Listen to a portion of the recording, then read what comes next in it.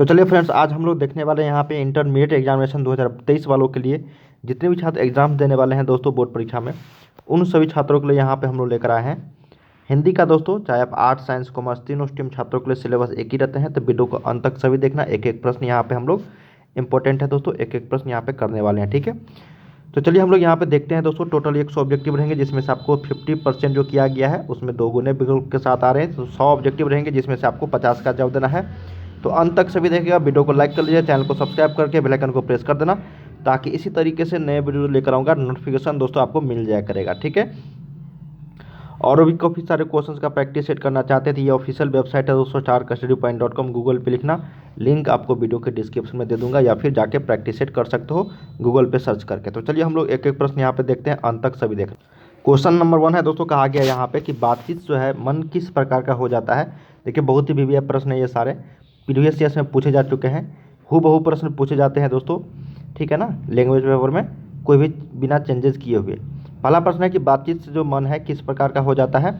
तो इसका सही उत्तर हो जाएगा ऑप्शन नंबर यहाँ पे बी, हल्का और स्वच्छ हो जाता है। क्या होता है? हल्का और स्वच्छ। तो ऑप्शन नंबर क्या हो जाएगा यहाँ पे? बी करेक्ट हो जाएगी। अगला देख लेते हैं, कहा गया कि हिंदी की पहली श्रेष्ठ कहानी कौन सी है। देखिए हिंदी की जो पहली श्रेष्ठ कहानी बताया गया है दोस्तों आप सभी के बुक में, वो है उसने कहा था चैप्टर, ठीक है, जिनके है लेखक चंद्रधर शर्मा गुलेरी जी। नेक्स्ट प्रश्न देख लेते हैं, कहा गया है कि जयप्रकाश नारायण जी के अनुसार देश का जो भविष्य है वो किसके हाथों में है। कई बार मैंने आप लोग को ये प्रश्न बता रखा है, तो इससे उत्तर हो जाएगा यहाँ पे नई पीढ़ी। क्या हो जाएगा? नई पीढ़ी के हाथों में है। अगला देख लेते हैं, कहा गया है कि अर्धनारीश्वर में किस गुण का समन्वय जो है वो होता है। देखिए अर्धनारीश्वर में जो गुण का जो समन्वय होता है दोस्तों, वो पुरुष और नारी दोनों को होता है। तो ऑप्शन नंबर क्या हो जाएगा? सी यहाँ पे करेक्ट हो जाएगी। अगला देख लेते हैं, कहा गया कि मालती के पति किस बीमारी का ऑपरेशन करके आए थे। देखिए मालती के जो पति है वो ऑपरेशन करके आए थे गैंग्रीन का, ठीक है ना। तो रोज चैप्टर में उल्लेखित है। तो ऑप्शन नंबर क्या हो जाएगा? एक करेक्ट हो जाएगी। अगला देख लेते हैं, कहा गया है यहाँ पे कि एक लेख और एक पत्र के लेखक कौन है। तो भगत सिंह जी है, ऑप्शन नंबर यहाँ पे सी। अगला देख लेते हैं, सिपाही की माँ के चैप्टर के लेखक। तो सिपाही की माँ जो चैप्टर है उनके लेखक है मोहन राकेश जी, मतलब मोहन राकेश जी के द्वारा ये चैप्टर लिखा गया है आप सभी के बुक में, सिपाही की माँ, ठीक है। बहुत ही इंपॉर्टेंट टॉपिक्स है, इससे कई सारे प्रश्न जो है पूछे जाते रहे। अगला देख लेते हैं दोस्तों, कहा गया है कि शिक्षा का जो अर्थ क्या होता है। बताओ, शिक्षा चैप्टर जो जी कृष्णमूर्ति जी के द्वारा लिखा गया है उसी में यह बताया गया है कि शिक्षा का जो अर्थ होता है वो क्या होता है। देखिए शिक्षा का जो अर्थ होता है दोस्तों यहाँ पे वो बताया गया है संपूर्ण जीवन काल के दौरान प्रक्रिया को समझने में मदद करना, मतलब संपूर्ण जीवन को प्रक्रिया को समझने में मदद करना, यही इसका मुख्य कार्य है। ऑप्शन नंबर सी के साथ चलना है, बाकी सारे गलत है। अगला देख लेते हैं, कहा गया है कि उदय प्रकाश ने किस पत्रिका के संपादन विभाग में काम किया था। तो त्रिश चैप्टर के लेखक है दोस्तों उदय प्रकाश जी, है ना। वो किस पत्रिका के संपादन विभाग में काम किया था, तो यही पूछा गया है। तो सही उत्तर हो जाएगा दिनमान। क्या हो जाएगा? दिनमान। अगला देख लेते हैं कि मलयज का मूल नाम क्या था। देखिए मलयज का जो मूल नाम था दोस्तों वो हो जाएगा आपका भरत जी श्रीवास्तव। क्या था? भरत जी श्रीवास्तव। अगला देख लेते हैं, कहा गया कि मलिक मोहम्मद जैसी किस शाखा के कवि माने जाते हैं। देखिए मलिक मोहम्मद जैसी जो है यहाँ पे प्रेम मार्गी, ठीक है। राम मार्गी हो गया आपका तुलसीदास, कृष्ण मार्गी हो गया आपका सूरदास, और मलिक मोहम्मद जैसी हो गया आपका प्रेम मार्गी। क्या हो गया? प्रेम मार्गी। ऑप्शन नंबर ए के साथ चलना है। अगला देख लेते हैं कि सूरदास किस भाषा के कवि माने जाते हैं। तो सूरदास जी जो है ये आपका अवधी भाषा के, ठीक है ना। तो अवध भाषा के यहाँ पे ब्रज भाषा के सूरदास जो है ब्रज भाषा के कवि माने जाते हैं। तो ऑप्शन नंबर यहाँ पे बी जो है ये करेक्ट हो जाएगी, ठीक है। चलिए अगला देख लेते हैं दोस्तों, यहाँ पे कहा गया है कि तुलसीदास को किस वस्तु की भूख जो है वो रहती है। देखिए तुलसीदास जी को भूख जो रहती है वो भक्ति की, क्या चीज़ की? भक्ति की। तो ऑप्शन नंबर यहाँ पे सी जो है ये करेक्ट हो जाएगी। अगला देख लेते हैं, कहा गया है कि नाभादास किस धारा के कवि थे। तो नाभादास जी जो थे ये सगुन उपासक, है ना। तो ऑप्शन नंबर क्या हो जाएगा यहाँ पे? सी करेक्ट हो जाएगी। सगुन उपासक राम भक्त धारा के कवि माने जाते थे। अगला है दोस्तों कि भूषण जी ने मुख्यतः किस भाषा में रचना की है। तो भूषण जी जो है आप सभी के बुक में लेखक, वो किस भाषा में मुख्यतः जो चैप्टर लिखे हैं रचना किए हैं, वो है दोस्तों आपका ब्रज भाषा में, ठीक है। कई सारे जो है यहाँ पे ब्रज भाषा में लिखते थे। अगला देख लेते हैं दोस्तों, यहाँ पे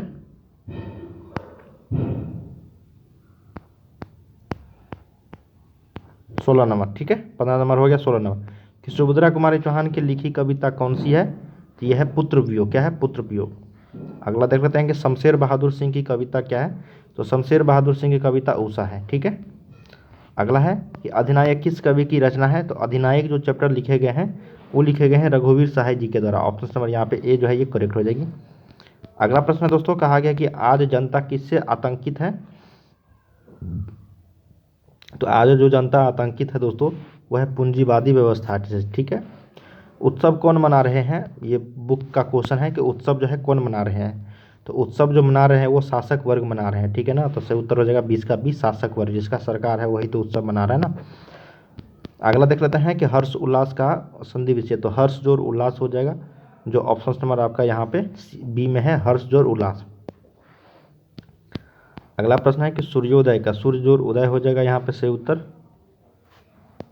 अगला देख लेते हैं, कहा गया कि उज्ज्वल का तो उत जोर ज्वल हो जाएगा, सी ऑप्शन उत जोर ज्वल उज्ज्वल। अगला देख लेते हैं उद्भव का संधि विच्छेद क्या है। देखिए उद्भव का संधि विच्छेद पूछा गया दोस्तों। तो देखिए उद्भव का संधि विच्छेद उत जोर भव हो जाता है उद्भव। तो सही उत्तर क्या हो गया 24 का ए, उत जोर भव उद्भव उद्भव। अगला है दोस्तों कि ऋग्वेद का संधि विच्छेद क्या है। देखिए ऋग्वेद, तो यहाँ पे ऋग कौम में हलंत हो जाएगा वेद, यही करेक्ट आंसर हो जाएगी ऋग्वेद का 25 का सी। अगला देख लेते हैं 26 नंबर, 29 में कौन सा उपसर्ग है। उपसर्ग और प्रत्यय जानते होंगे, जो शुरू में लगता है उसको उपसर्ग और लास्ट में वाले को प्रत्यय। तो ऊन उपसर्ग है इसमें, क्या है ऊन उपसर्ग, ऑप्शन नंबर सी करेक्ट हो जाएगी। 27 है कि विज्ञान में कौन सा उपसर्ग है। तो वी उपसर्ग है दोस्तों, सही उत्तर क्या हो जाएगा 27 का बी, वी उपसर्ग है ना विज्ञान। अगला है प्रश्न कि पढ़ाई में कौन सा प्रत्यय है ना। तो देखिए आई प्रत्यय हो जाएगा यहाँ पे, क्या कौन सा प्रत्यय, आई प्रत्यय, सी करेक्ट हो जाएगी पढ़ाई में।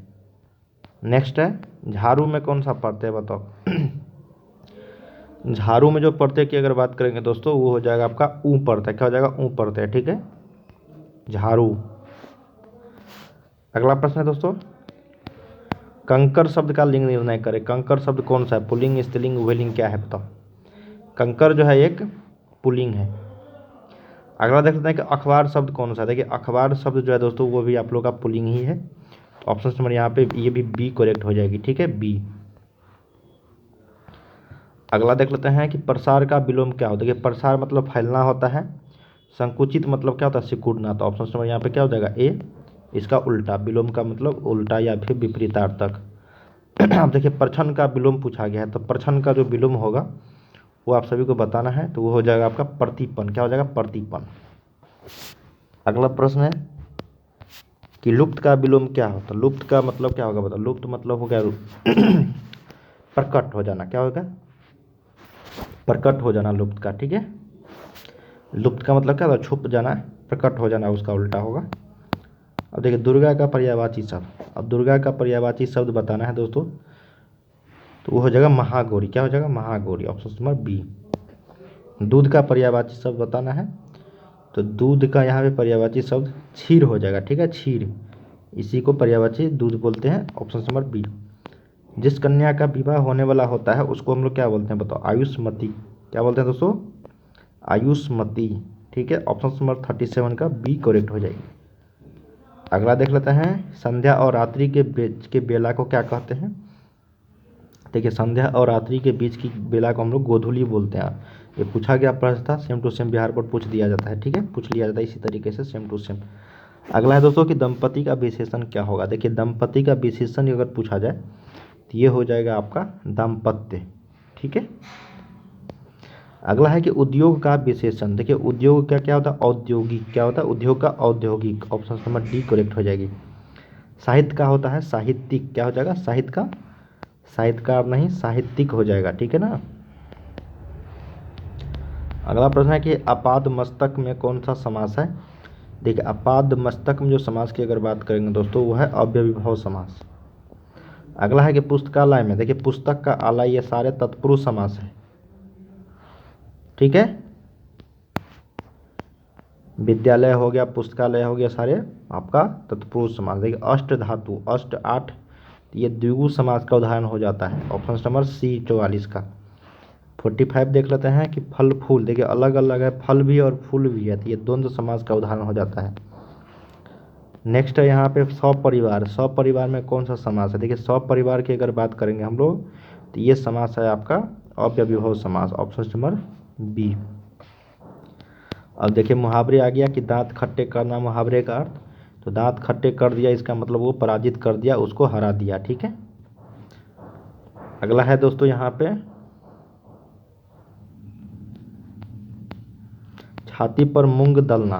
देखिए छाती पर मूंग दलना का मुहावरे का जो सही अर्थ हो जाएगा वो हो जाएगा आपका विरोधी के सामने ही उसे दुख पहुंचाने की कार्रवाई करना, ये इसका शाब्दिक अर्थ है और बाकी ये सारे गलत है। ठीक है, चलिए अगला देख लेते हैं। कहा गया है कि 3-13 होना मुहावरे का अर्थ। 3-13 मुहावरे का होता है बिखर जाना। क्या होता है? बिखर जाना। लास्ट है कि तराही तराही करना मुहावरे का अर्थ क्या होगा? तो इसका मतलब तराही तराही करने का है रक्षा के लिए पुकारना। ठीक है, तो दोस्तों हम लोगों ने यहाँ पे टोटल जो क्वेश्चंस किए हैं वो 50 किए हैं 1 से लेकर। इसके आगे क्वेश्चन हम लोग अगले वीडियो में लेकर आएंगे अगला सेट को लेकर। ठीक है, तो उम्मीद करते हैं इस वीडियोज़ के माध्यम से जितने भी क्वेश्चन बताए हैं वो सारे आप लोग याद कर लिए होंगे। काफ़ी सारे इंपॉर्टेंट क्वेश्चंस थे आप सभी के एग्जाम्स के लिए। तो चलिए हम लोग अगले वीडियो में मिलते हैं किसी और टॉपिक्स को लेकर। बाय बाय सभी को, तैयारी जो आप करते रहिए।